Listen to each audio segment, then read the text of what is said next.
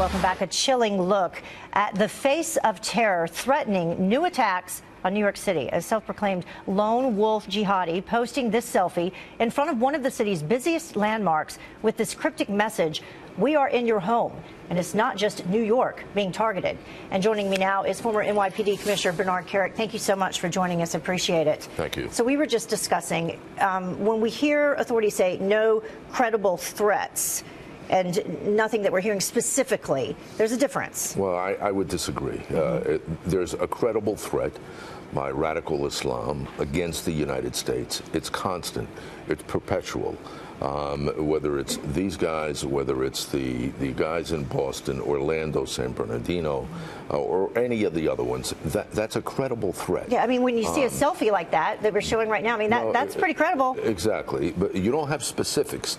We don't have a specific targeted place or thing, but the threats are pretty credible. They say we're coming. This is what we intend to do.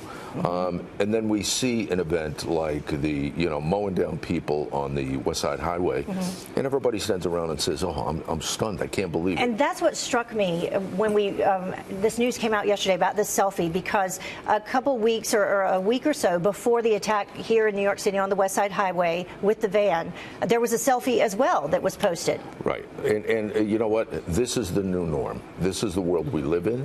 We have to, this guy says we're here, we're in your, we're in your communities. Okay, we have to admit that. We have to agree with that, and we have to be looking for them. And we've come a long way since September 11th of 2001 in collecting intelligence and sharing information, between local, state, and federal authorities. But the one thing we're not doing is we're not criminally and predictively profiling, looking for these guys. So you think we need to start profiling? Absolutely, absolutely. Nobody can tell me that this guy doesn't have associates that he hangs with in the mosques, in the places that these guys hang out in New York City, Brooklyn, and other places. Not to mention the websites. They get inspired online.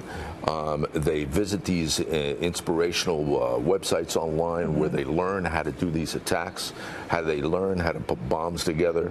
And related to that, I've heard people say they don't like the term lone wolf anymore because they're not lone wolves. They may be doing the attacks by themselves, but they're getting inspired by other people. You can call them whatever you want. Yeah. It's like everybody's focused on ISIS. Forget ISIS. Whether it's ISIS or Al-Qaeda or Boko Haram or Hamas or Hezbollah, it's radical Islamic fundamentalism at its peak that despises the United States, and they're going to do everything in their power to attack us. We have to wrap up, though, but specifically by profiling, you mean? I mean targeting, criminal profiling, going after the people that we think are involved. And if that means go into the mosques, conduct surveillance around mosques, go on to these ISIS websites and profile those websites, collect that data on a real-time basis to see who's in there, who's getting into the websites, who's collecting data. That's what we should be doing. Thank you so much for joining us. I hope someone is watching and listening to you this morning. Appreciate it. Thank you. And certainly hope nothing happens. Thanks. Me too.